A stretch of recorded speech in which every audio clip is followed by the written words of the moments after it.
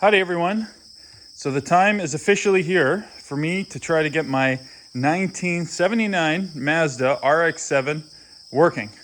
This was a barn find. It was actually a field find in eastern Manitoba. It was sitting in a field for a couple years. Before that, it was sitting in a barn since the early 90s is what the owner told me. The engine is seized solid. The interior is full of mouse crap, and the outside is quite dirty, as well as some other issues like the rear tires are off the rims. But what we're going to do today is we're going to try to get it going, and we're going to pull it out in the field here first and give you a bit of a walk around of it. So let's get to it.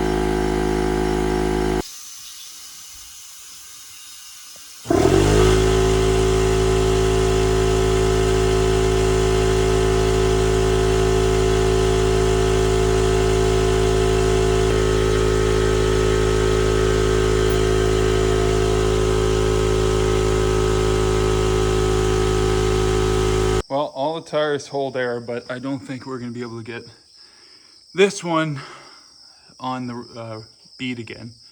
So we're going to pull it out as is. The other three hold air quite nicely. I don't remember them holding air before, but they seem to. This one I think is leaking a bit, but that's all right. So we're going to tug it out with the tractor and give you guys a better walk around here.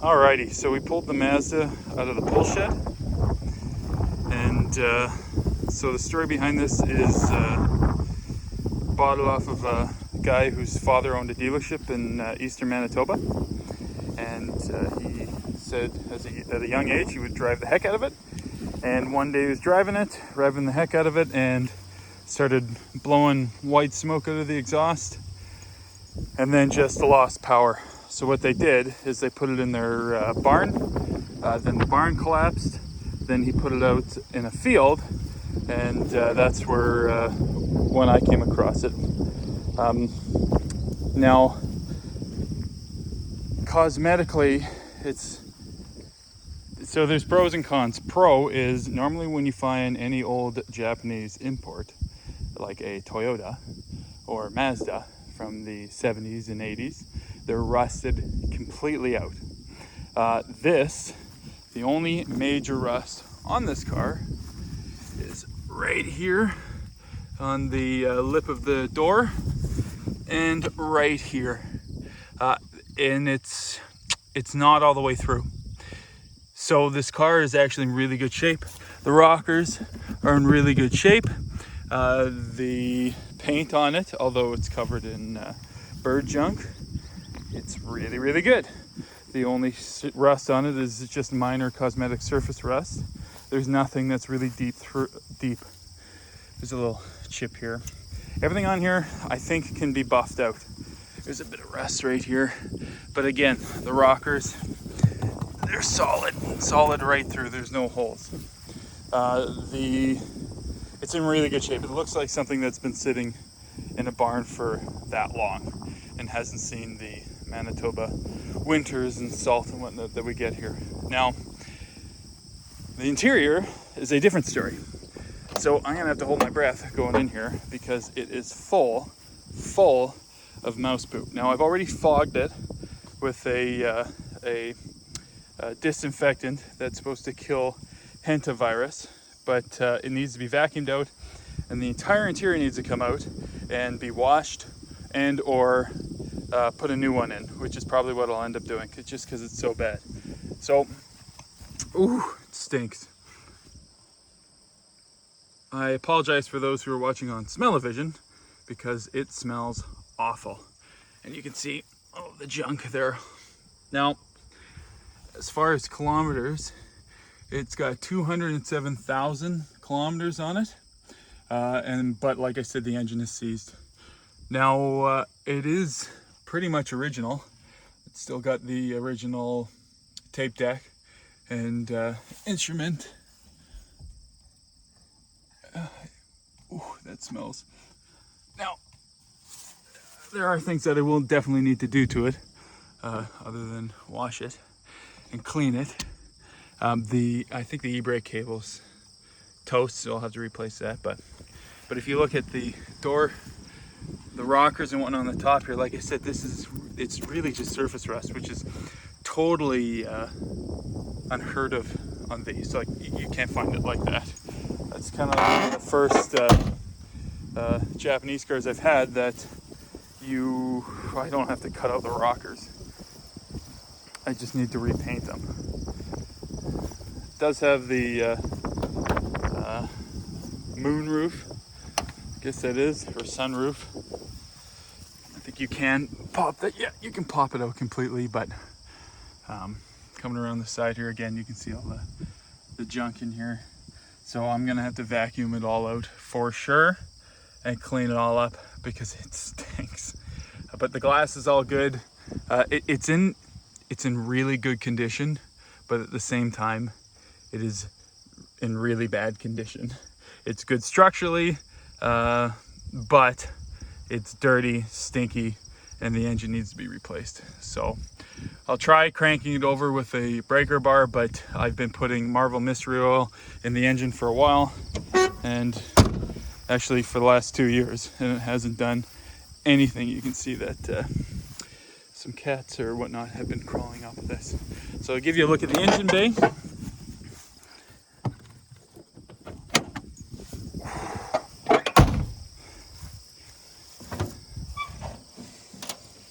So here we have the engine here. Again, it's pretty seized. Everything's there. The saving grace here for me is I have another Wankel engine that I picked up over the last couple of years. So if I can't crank this over by hand, then it's coming out and we're putting a new one in. And the new one, I've been told, has less than 50,000 kilometers on it and is in really good shape. It's just been sitting for a long time. But I put my endoscope in it and everything seems fine. Doesn't seem any rusting or pitting the other one. So, but this is the Wankel engine. I think it's a 1 liter, could be wrong on that, but it's a rotary engine. So I've never worked on a rotary engine before. They are definitely a lot different than the inline 4s and that I normally work on, but very exciting, something new to explore. So we're gonna clean it up, vacuum it out, and we're gonna get this engine out and replace it and see if we can't get it going today. So let's get it over and get it washed and clean it up a bit.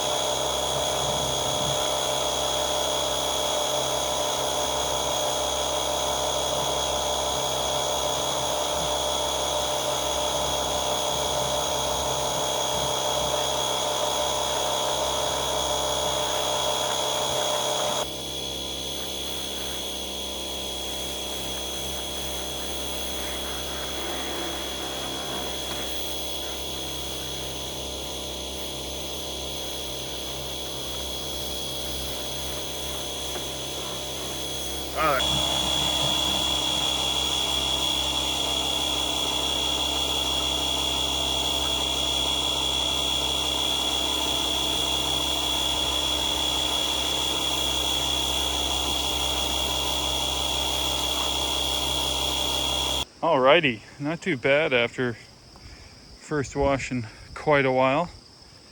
I don't know. I mean, I sprayed it down when I first got it a couple years ago, but didn't really scrub it down much, so looks pretty good. I can definitely give it a better wash, and I will. But for just hosing it down, a bit of scrubbing, I mean, it's pretty good. It's pretty good. I think this paint's gonna buff out very nicely. So we'll let it air out a bit. I'm gonna vacuum the inside out. Then we're gonna take it over to the shop and get this engine out.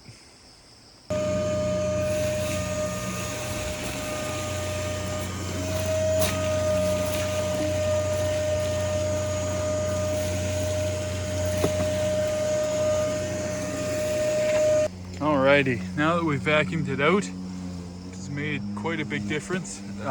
There's still junk in here, but I'll have to take the entire interior out. But for now, it's okay. It's okay for, I'll still wear the hazmat suit probably when I'm sitting in it and make sure I have the mask on, but for right now it's okay. I will rip the interior out at some point. So what I'm gonna do though is I'm gonna switch this tire with the spare tire, just to make it easier to move it around the yard. So I'm gonna go ahead and do that right now.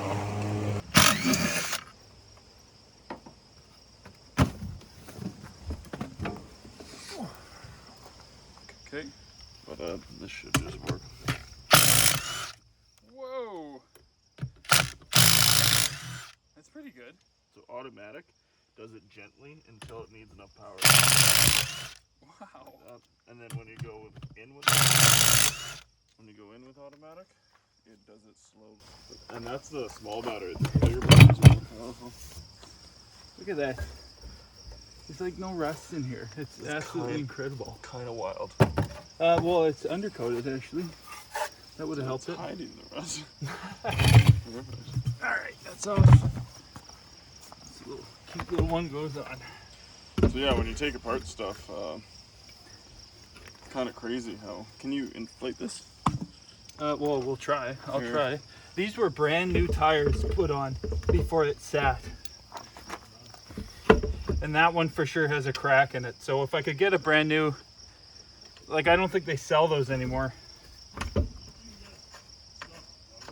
To keep the tires, but it's cheap.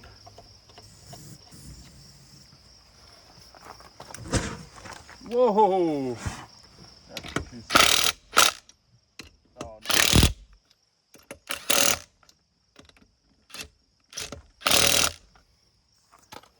Good. So, all right, here we go. ready? Okay.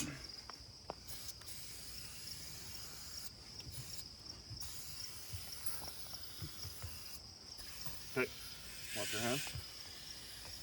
All right. Like downtown. Easy. Okay, stand back, because this might have fire inside because I just filled it with oxygen.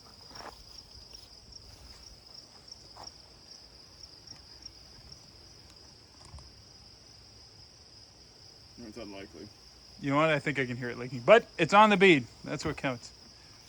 Good job, Jack. Only 1 or 2 times. Look at all this hair that's gone. That's all right. That's the cost of doing business. I need my leg hair anyhow. Cool. So we decided to put that tire back on now that it's holding air, and I put the spare away, and I put a little power to it just to open the trunk as an electric trunk, and now it's winking at us. So we're going to move it over to the shop where I'm going to take the hood off, and we're going to attempt to get this motor out tonight. We got about 4 more hours worth of light, so I don't know if we'll do it tonight, but we're going to give it the old college try. So we're going to pull it back to the shop where we're going to get the crane out and Start working.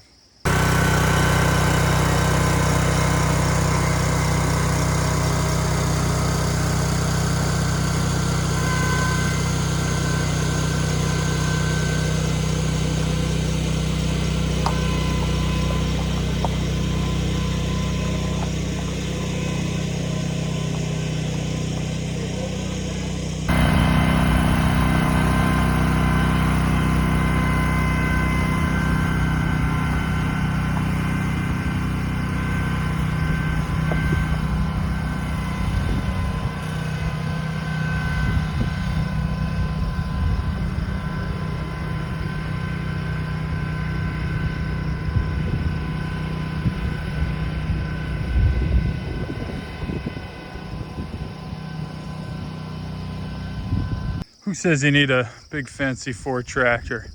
You just need the lean, mean green machine. So what we're gonna do now is I'm gonna put some plywood down so that I can get the engine hoist on, and it'll move around a lot easier, and then we'll jack it up and take the hood off and get to work.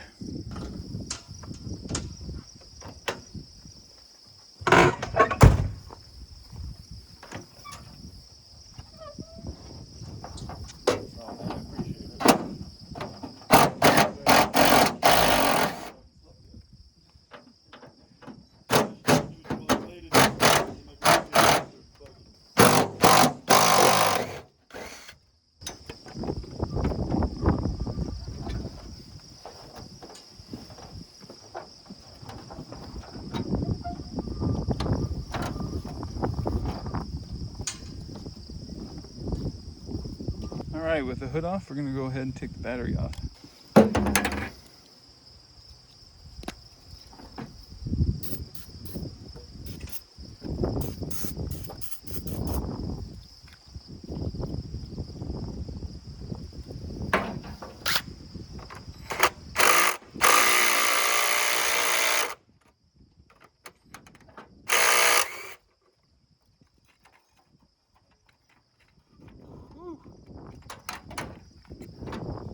Pretty rusty.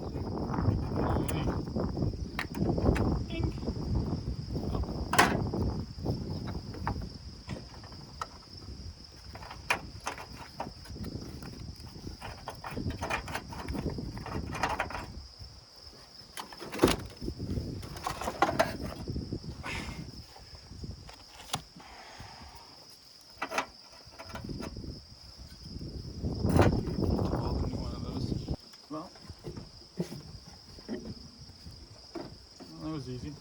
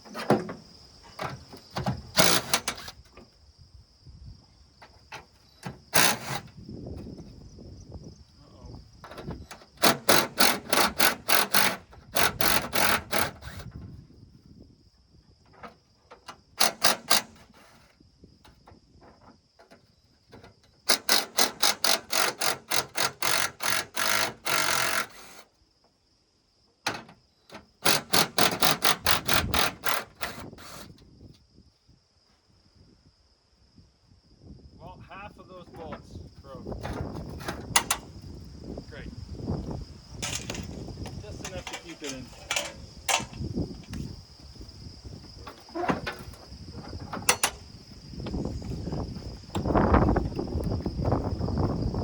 You know what? There is a big crack in this radiator. I guess this had water in it. Split on there, so maybe we'll be able to solder that up, but I'm sure if it's cracked there, it's probably cracked in a whole slew of places.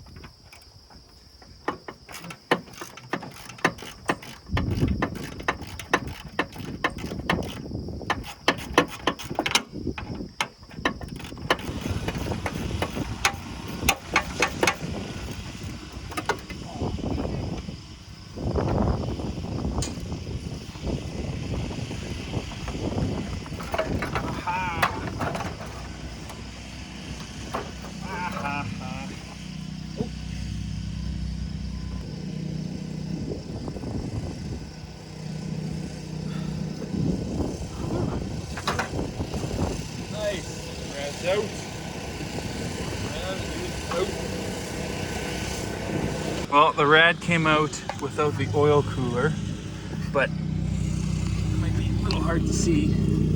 It's kind of disintegrating on me, this oil cooler here. So I'll probably have to get a new one of these. But I've just got one hose there that I can see, and the oil cooler will come out. There's this hose here. I don't see any other hose, so I'll go ahead and crack that hose off, take the oil cooler off. All right, so through sheer luck and determination, I got the oil cooler out, and just look at what state it's in. It's toast. So I'll have to get a new one of these. I might be able to patch the rad, but I kind of doubt it. It's got a nice little wave in there, little speed wave, we'll call it, but I don't think it's going to do any good for anybody. So I'll have to get a new one of these. But on the flip side, got a ton of space in there now. So I did have to cut the top oil cooler hose, so there was two after all. I had to cut the top one, but the bottom one I was able to get out, which is good.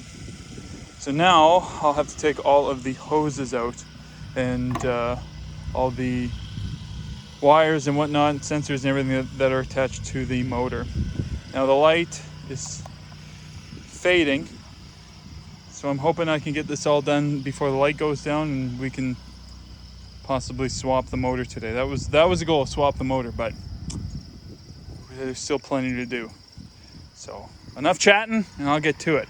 Fortunately, the camera died on my phone, so you didn't see it all, but I've so far taken off most of the wiring harness. I need to fish it through.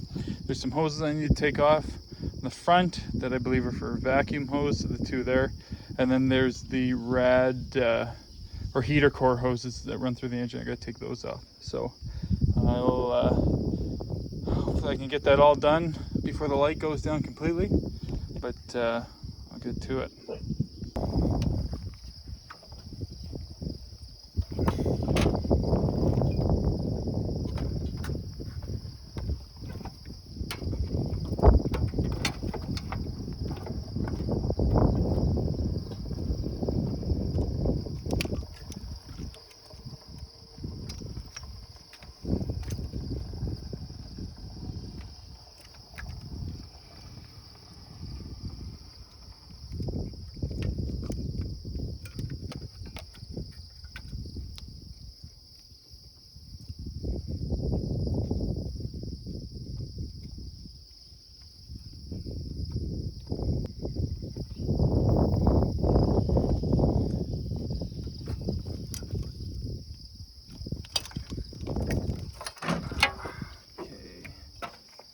Now down there is the slave cylinder, so I will have to pop that off.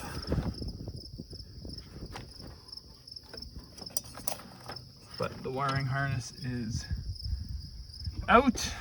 It's just the ground, which is right there. That needs to come off. That goes into the ground, the engine. And then I need to take all these linkages off here.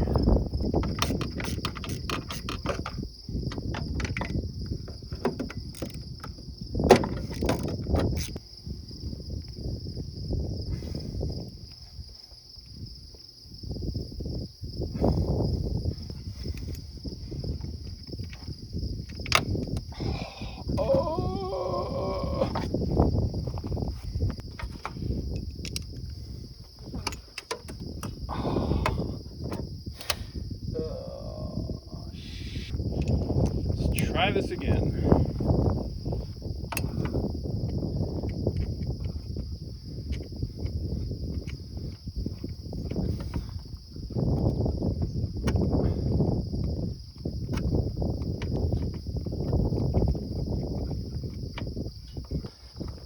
Aha! Noise! Ooh, that's pretty seized.